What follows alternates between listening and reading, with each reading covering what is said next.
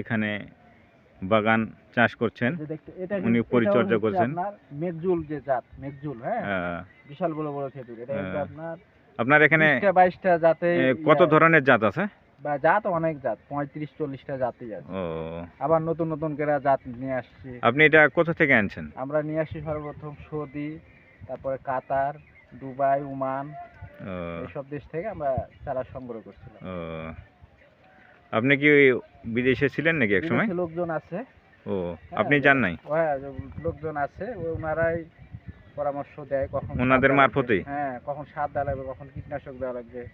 আচ্ছা, হ্যাঁ, একটু পরিচর্যার ব্যাপক পরিচর্যা করতে হয়।